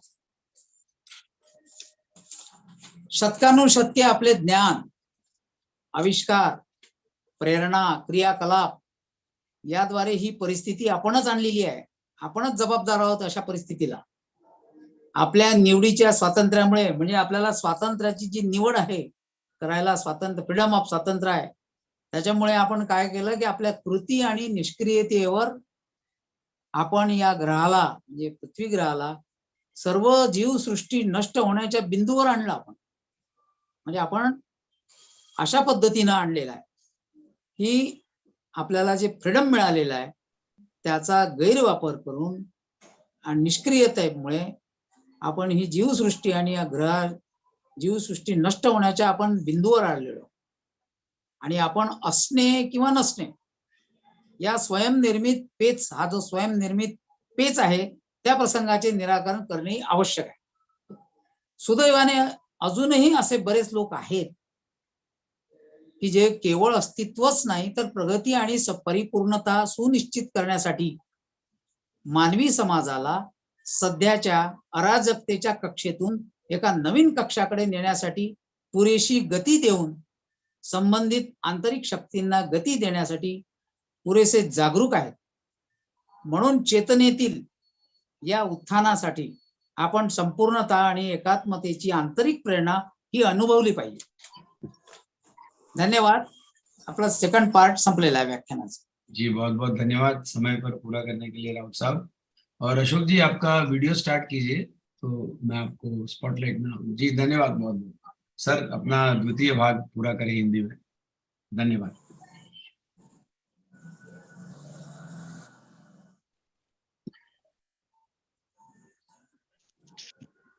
हेलो, आवाज आ रही है करल जी? ये आ रही है, बहुत बेहतर आ रही है। बढ़िया जी, बहुत अच्छी आवाज आ रही है सर। Thank you. तो अभी तेंदुलकर जी ने जो बात कही उसका शब्दशाह अनुवाद में नहीं करता हूं, एक जिस्ट जो मैंने समझा उसको मैं अपने शब्दों में बताने का प्रयास कर। उन्होंने कहा है कि आगे चलकर ये जो कुटुंब तथा शिक्षण संस्थाओं में परिवर्तन हुआ, जो हमने पिछले पार्ट 1 में देखे कि किस तरह की हमारी प्राचीन सभ्यता थी, संस्कृति थी, गुरुकुल थे, परिवार की पद्धति थी, लेकिन अभी जो परिवर्तन हुआ है तो हमारी संयुक्त सर्वसमावेशक कुटुंब संस्था का आज के दौर में विघटन हुआ है तथा न्यूक्लियस फैमिलीज अस्तित्व में आई हुई है, जिसमें केवल माता पिता और एक दो बच्चे इतने ही सदस्य रहे। उसमें माँ बाप दोनों आर्थिक आवश्यकताओं को पूरा करने हेतु नौकरी या व्यवसाय करते हैं। उनके पास बच्चों की भावनिक मानसिक भावनाओं को पूरा करने हेतु समय का अभाव है तथा बच्चों को रेपुटेड स्कूलों में शिक्षा देने की होड़ सी लगी रहती है, जहां पर आपकी प्रतिष्ठा, सामाजिक स्थिति, आर्थिक परिस्थिति इत्यादि को महत्व दिया जाता है। इन सभी मुद्दों की तुलना भूतकाल के पद्धति से परिवार संस्था तथा शैक्षणिक संस्थाओं की से की गई तो हम कहां पर चूक रहे, कहां पर चूक गए, ये ज्ञान होना कठिन नहीं है। अभी उन्होंने कहा कि जानकारी का विस्फोट हुआ है, माहिती तंत्रज्ञान जिसको इंफॉर्मेशन टेक्नोलॉजी है वो बहुत बढ़ गई है, सभी क्षेत्रों का व्यावसायिकरण हो चुका है, सभी क्षेत्र इस तरह से पैसा बनाने में व्यस्त है और इसका परिणाम बहुत बड़े पैमाने पर गरीबी बढ़ रही है, शोषण हो रहा है, मीडिया में अनावश्यक वस्तुओं का प्रचार करके व्यापार बढ़ाने का प्रयास किया जाता है। परिणामतः जहां पैसा तथा भौतिकता की ओर यह मानव समाज खींचा जा रहा है, जिसमें मानव प्रतिष्ठा, पर्यावरण, अन्य सृष्टि में जीव जंतुओं के अस्तित्व का हेतु पुरस्पर उसको अनदेखा किया जाता है और केवल तत्कालीन लाभ को महत्व दिया जाता है। परिणाम स्वरूप प्रकृति का दोहन बिना सोचे समझे करने पर मानव जात अभी अग्रसर हो रही है। वैज्ञानिक ज्ञान तथा तंत्रज्ञान के अभ्यास से मानव जाति को शाश्वत सत्य की खोज के लिए अधिकाधिक अवसर प्राप्त हो सकते हैं, लेकिन इसका उपयोग जो हो रहा है वो मटेरियल के लिए, भौतिक संसाधन प्राप्त करने के लिए हो रहा है। मानो ऐसे कि शाश्वत का विस्मरण होते जा रहा है। किंतु स्वार्थपूरित आत्मकेंद्रित वृत्ति से विज्ञान का उपयोग सर्व कल्याण के लिए करने की बजाय उसके परिणाम जो हुए कि जो खोज लगी, जो मनुष्य का जीवन सुलभ हुआ, उसके अच्छे परिणाम आने की बजाय उसके निगेटिव परिणाम आए हैं और विज्ञान की खोज ने मानव जाति का, मानवता का भला करने की बजाय कुछ अंशों में नुकसान ही किया है। और इस सत्य का लगभग इस मानव जात को इस दौर के पूर्ण विस्मरण हुआ है कि हम सब इंटरडिपेंडेंट है, इसलिए सबका होना मेरे होने के लिए बहुत जरूरी है, इसका पूर्ण विस्मरण हुआ है।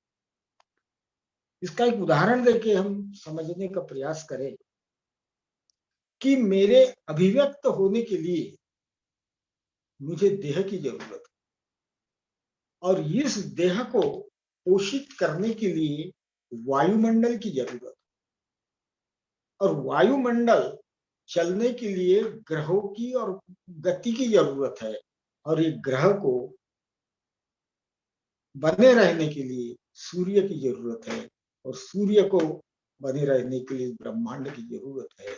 तो शुरू वहां से अगर हम करते हैं तो हमारे अभिव्यक्त होने के लिए भी इन सारी चीजों की जरूरत है। और ऐसा देखा गया है कि सभी जीव जंतु, वनस्पति और मनुष्य थियोसॉफी के अभ्यास में ये कहा गया है कि इनका होना हमारे होने के लिए अत्यंत आवश्यक है। इस नेचुरल लॉ का, इस निसर्ग के अटल नियम का भी आज की मानव जाति को पूर्णतया विस्मरण हो चुका है। किंतु सौभाग्य से अभी अभी साइंटिस्ट लोगों को इस भयंकर वास्तव की दाहकता का एहसास होने लगा है। इसी प्रकार की अनुभूति राज्यकर्ताओं तथा समाज के अग्रणी व्यक्तियों को होकर मानव जगत में वो पुनर्निर्माण में सहायक बने। इन सभी अग्रणी शास्त्रज्ञ तथा राज्यकर्ताओं को समग्र वैज्ञानिक दृष्टिकोण के अभाव से अराजकता तथा संभ्रमावस्था का परिदृश्य हमें वर्तमान में गोचर हो रहा है। प्राचीन और अर्वाचीन विज्ञान दोनों हमें बताते हैं कि हम सभी व्यक्तिगत रूप से या सामूहिक रूप से हमारे भविष्य के निर्माता स्वयं हम ही है। सदियों से हुए आविष्कार, प्रेरणा, क्रियाकलाप द्वारा जो आज की वास्तविक मानव की स्थिति है उसे लाने में हम ही जिम्मेदार है और इसका कारण है हमारा निसर्ग के प्रति अज्ञान, हमारी सोच, आत्म केंद्रितता, हमें जो चुनाव का स्वातंत्र्य मिला है, हमारे क्रियाकर्म तथा समग्र की अनभिज्ञता के चलते इस वसुंधरा को, इस पृथ्वी को हमने विनाश की कगार पर लाकर खड़ा कर दिया। थियोसॉफी का ज्ञान होने पर एक आशावाद निर्माण होता है कि मानव जाति का उत्थान के लिए एकात्मता तथा बंधुत्व की भावनाओं का अनुभव हमें देर सवेर हो जाएगा, और जहां हम गलत हो चुके हैं, जहां से राह भटक गए, वहां से फिर से वापस आके इस मानव कल्याण के लिए, ये मानव जात जो अभी कैशोरावस्था में है, वो तरुणावस्था में प्रवेश करेगी, तो मानव जाति के कल्याण के लिए कुछ न कुछ कार्य। मैं यहाँ पर रुकता हूँ। धन्यवाद। बहुत बहुत धन्यवाद शुक्र पंडित जी, बने रहिए यहाँ पर। और मैं अब आमंत्रित करना चाह रहा हूँ तीनों वक्ताओं को कि अन्य कुछ चीज अगर किसी के मन में इस विषय पर आती है, राउत जी अपना वीडियो ऑन करें प्लीज, तो वो इस वक्त और शेयर कर सकते हैं, वरना मंच ओपन है। कोई प्रश्न पूछना चाहता है या कोई और चीज इस विषय पर ऐड करना चाहते हैं, स्पिरिचुअलिटी, होलिस्टिक साइंस और एशियन विजडम, अध्यात्म, समग्र विज्ञान और प्राचीन ज्ञान पर, तो मंच खुला है। पहले तीनों वक्ताओं को अगर कुछ और ऐड करना हो, कुछ रह गया हो,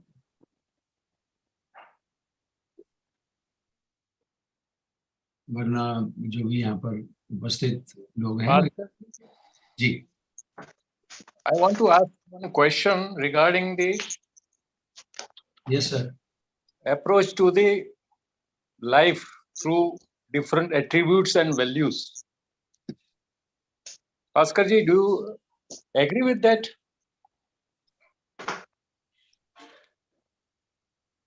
Please unmute. सर अनम्यूट कर लीजिए।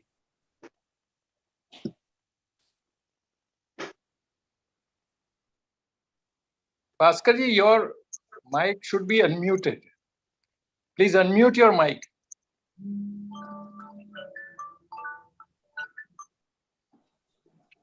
Sir, Am I audible? yeah, you are audible. Yeah, now you are audible, sir. Okay. Yeah. What was the question? What was sir, the repeat करिए question. Should I repeat the question? Yes, sir. Yes, please, sir. Okay, Bhaskar ji, you told about the holistic approach to the life. Yeah. The values and attributes which are really important to lead the peaceful and happy life. Yeah. But when you told about and delineated about the commercialization, then the technological world of today, Yeah. everything that has polluted a kind of thing where we live in, and we want peace and love and harmony in life. So are these attributes and values very useful even today to lead the holistic life? Certainly. We have to blend all relevant things from the ancient wisdom as well as the modern science together, because overemphasis of modern science has led only to superficial improvement in our worldly life. Material affluence is there. We have made our life full of pleasure and entertainment to make good the lot of leisure time which has been made available to us by the science. We have not found out any substitute for those things which the modern science is not capable of making available to us because of the limitations of science itself. Science depends on observable phenomena only and refuses to take note of the things which are not observable because they are not material. Therefore, some of the things from the spiritual instructions which were followed by our elders or ancestors without questioning are not perhaps acceptable to the modern generation without questioning. But questioning is necessary. That is not denied. But what is happening is we are not trying to find out answers to our questions. We are rather avoiding to answer and accepting whatever is made available by the science without questioning science. Just as we question our ancestors about whatever they have said, there is enough scope for us to even question the scientists who rely only on the phenomena, observable phenomena. For that purpose only, it is necessary that science should wide open their mind and perhaps change their accepted standards of investigation to include those things which are today deliberately kept out of their data, which is really relevant, but which is not considered as objective by them. After all, nothing is really objective. Everything is subjective, as science has observed, because observer affects the observations and the objects which are observed. So there is nothing really which is 100% objective as science believes. Therefore, there is a scope to accommodate what is subjective, and for that perhaps our methods of yoga may supplement the observations which are considered as objective through subjective methods of yoga, just to find out what is the real truth or what is the total truth. Science only gives us a fractional truth based on the observable facts. But what about those facts which are not observable? So there must be methods of investigation which will take into account those facts which are not observable, but which can be understood intuitively through meditative practices or any other methods which make us more capable of going to the deeper levels of existence, invisible levels of existence, and to realize the connectivity of the observable world with the unobservable world. This is a whole, organic whole, but we are perhaps deliberately refusing to accept that reality, which is more perhaps logical than what we consider as logical only on the basis of observable facts. Okay. Yeah. Thank you, but there is no time for me to ask more questions, I think, because there will be other remarks also from our listeners. So I stop here. Next time, there are certain questions. This is very interesting. Yeah, surely. I think there is a lot of scope to clarify the other points. My answer doesn't cover all your queries and all your doubts. And I will next time try to perhaps elaborate my statement. Harshadanji, if you have 5 questions or 10 questions, I can immediately keep the next session as only question answer on this subject. Very good. Yes. Master will do that, and a group discussion will take place. More our listeners will join. Yes, sir. Anything else? Jitendraji, Chandrakantji Shinde, I couldn't read here. Realme C2 is written. Ma'am, I'm not able to put your name together. Kindly, if you want to speak anything. Hello. Call? You are asking to me? या Are you asking to me? बोलिए बोलिए।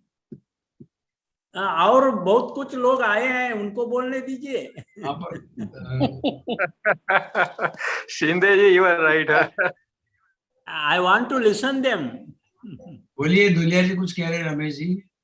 Hello. First of all, am I? You are able to hear me? Yes, yes. I congratulate Bhaskar ji, Nand Kumar ji, and Ashok ji for really developing the subject in a very well way. But Bhaskar ji, I would like to Yes. ask Yeah. that you are talking about comparing the system which was followed in old days and these days. Yeah. Sir, the old days, even when India got independence, the population was 37 crore. Now it Yeah. is 137 crore. So Yeah. you cannot expect all those things now in the modern things. Now there are not 20 students, there are 20,000 students on the market. So Yeah. you have to adjust with the situation. That is one thing. And second thing, if one town, one fellow is having three sons, one is IT expert, one is medical expert, one is engineer, they will get jobs in Bangalore, Delhi, Calcutta. So it has to be. It's a part of our modern situation.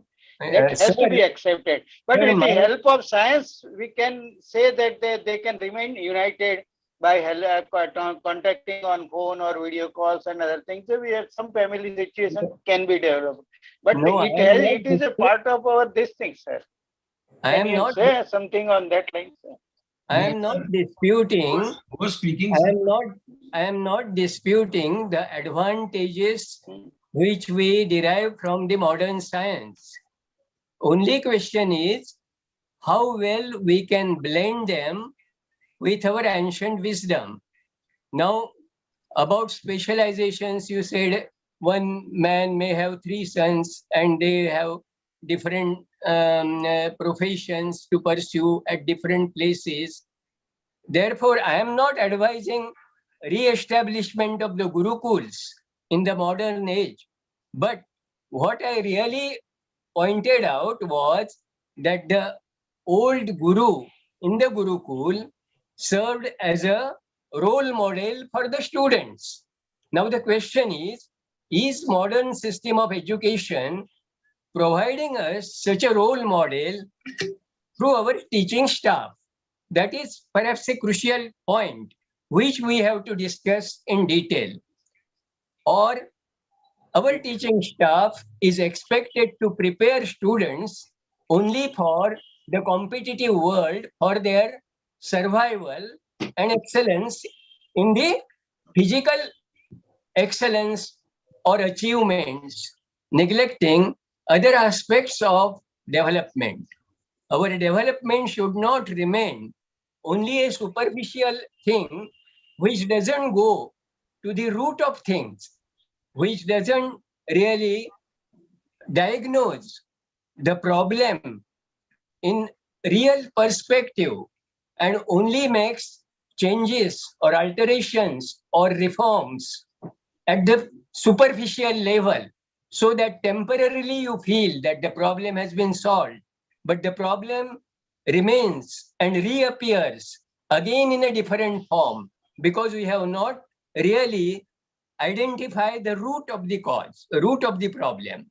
So it is the inability of the present system in identifying the cause and effect, which relationship is not so obvious by studying the physical phenomena, unless we go to the levels which are beyond the physical, which are more subtler and which requires greater sensitivity and understanding of interconnectedness, interdependence, and the holistic reality of existence. All is, I said, organic whole. But are we really conscious of that organic wholeness? Or are we only influenced by the individual separated existence? That is the, I think, fundamental and basic question in our approach. It is not to blame Thank you. modern science in any way. Yeah. Modern science, Mahatmas have said that the science is our great ally, and we must make use of a wave of intelligence to make inroads into the developments of spirituality. So that is something which is a challenge before us. Yes, sir. Yes. Thank Yes, you. anyone else? Yeah. It was Mr. Ramesh Dolia who asked the question, no? Yeah. Yes, yes. Yes, yes, okay. Thank you. Anyone else? Hello, any question? No, I don't think so. So if Okay. somebody wants to add anything, they can add, or we can go for the end of the meeting also. Jitendra जी या और किसी को कुछ कहना हो. Shinde ji, any last words? As you said, you are the moderator. You have to give the last word. Really, you have invited all our Marathi Federation there. Ji. In Bombay Federation and Gujarat Federation. So all the three speakers are the national lecturers. Yes. So I am not commenting anything upon. They are giving their understanding very well to all of us. So on this eve of Mahanavami Shubhakamanani Sabko. Yeah. So the topic we have selected for all the three speakers is really wonderful, and they have explained very nicely in English, in Marathi, in Hindi. And the topic is really spirituality, holistic science, and ancient wisdom. So our theosophical mission is to go deeper and deeper and study the ancient wisdom, which is the eternal wisdom, which is the theosophy. That is our mission. And when we study deeper, that influences all the true seekers. Then they may be belonging to science or philosophy or religion. This is the mission we are having, and we are believing in this ancient wisdom. And even today, you know, UNESCO, international body, has honored Durga Puja of Calcutta, and it is honored in whole Asia. So this ancient wisdom influences not only these faculties, but also to the whole world. And really I appreciate for selecting this topic, because we believe in religious people also, and we also believe in the scientific people also, like Einstein, who said everything is energy. Match that frequency of the reality you want. So when it is everything is energy, if you are really believing in God, believing in the master, then match your frequency to that frequency of the master, to that frequency of the idol which you are worshipping.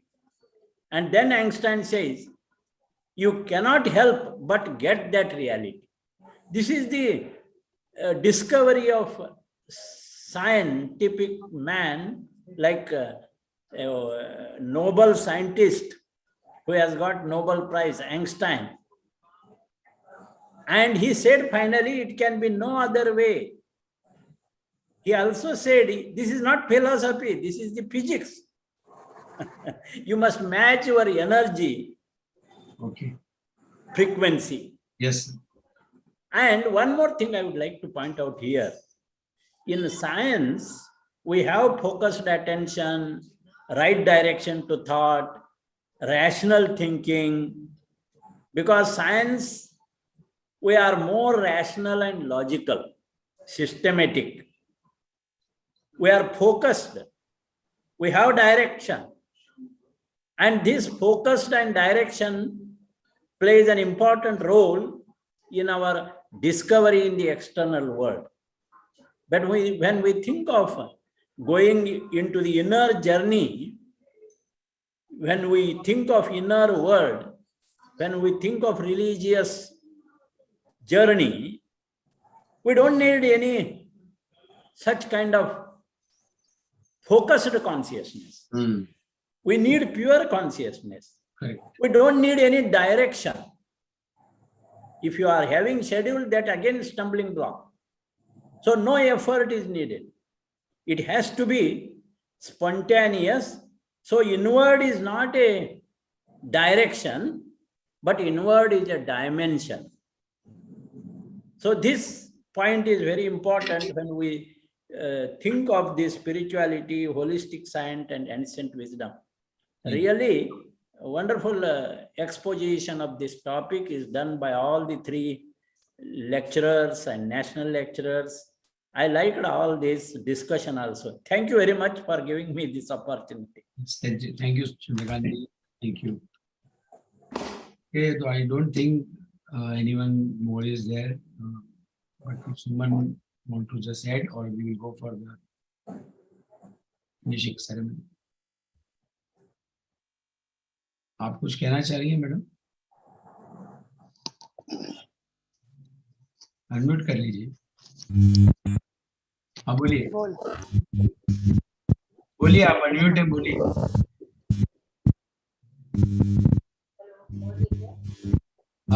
आप ये earphone निकाल देंगे तो ज्यादा अच्छा रहेगा। वो connection निकाल दीजिए वहां से। या नाउ इट इज क्लियर। या यू आर ऑडिबल। हाँ, ये तो आवाज। हेलो। या आप सुनाए, आवाज सुनाई दे रही है आपकी? मैं मराठी में बोलते हैं। जी बोलिए, मराठी में बोलिए। माझा प्रश्न नाहीये, मला फक्त एक विचार मांडायचा आहे। आपल्याबद्दल टेक्नॉलॉजी बद्दल आपण सर्वांनी चर्चा केली, निसर्गाबद्दल चर्चा केली की कसं निसर्ग आता करोना निसर्गाने स्वतःलाच डेव्हलप केलं लॉकडाऊन मध्ये। तसं ते हा जो विज्ञान जे आलंय, आता आपण विज्ञान आलंय म्हणून आपण एकमेकांशी बोलू शकतो, संभाषण करू शकतो। हा एक बेनिफिट आहे आणि असे बरेच बेनिफिट आहेत विज्ञानाचे, पण काही दुरुपयोग पण आहेत। आणि जर दुरुपयोग बाजूला ठेवले आणि फक्त आपल्याला जे बेनिफिट आहेत ते आपण घेतले तर त्याचा अर्थ हे लोकांना फायदा।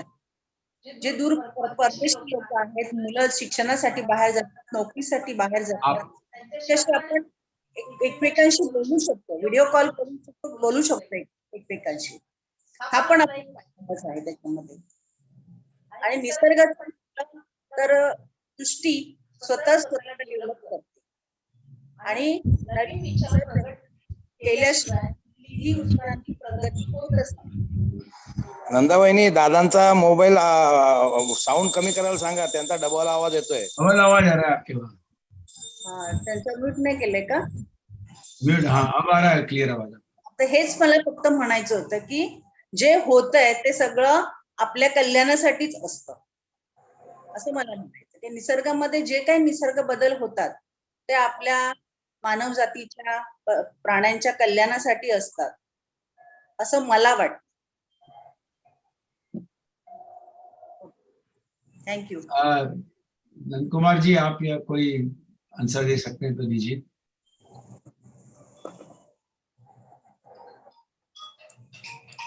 हाँ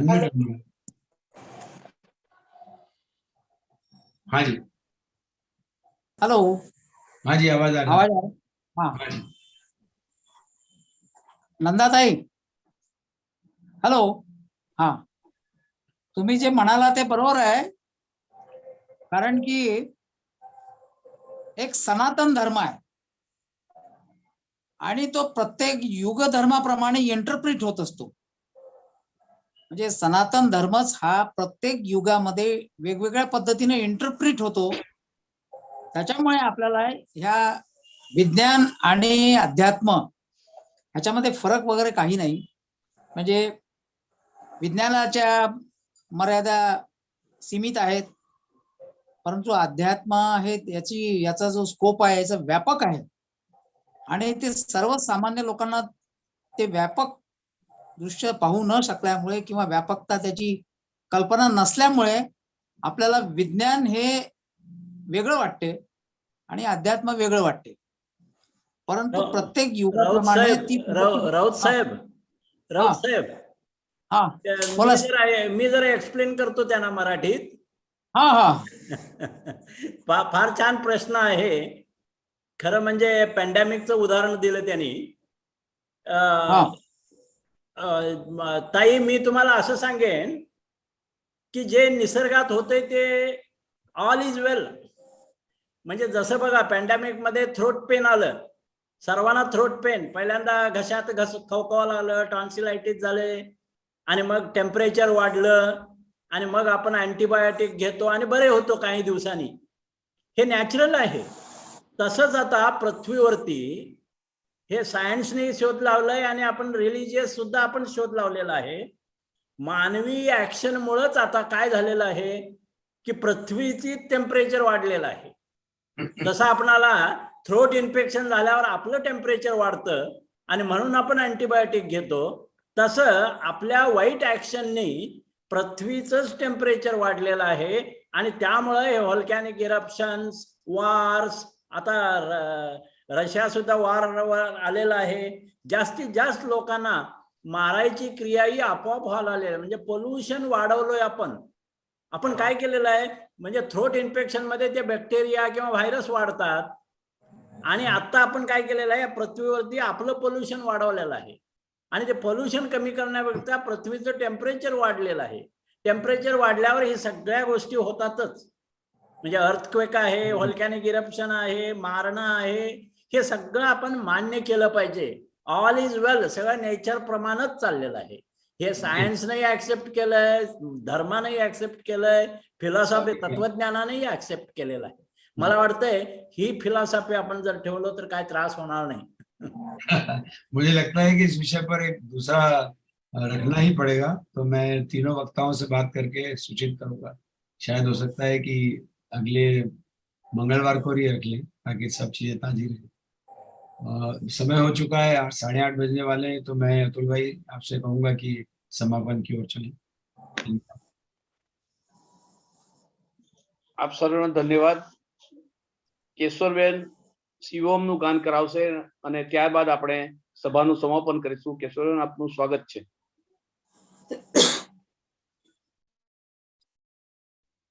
मनो बुद्धि अहंकार चित्तानि नाहं, न कर्णं न जीवा न च घ्राण नेत्रे, न च व्योम भूमि न तेजो न वायुः, चिदानंद रूप शिवोऽहं शिवोऽहम्.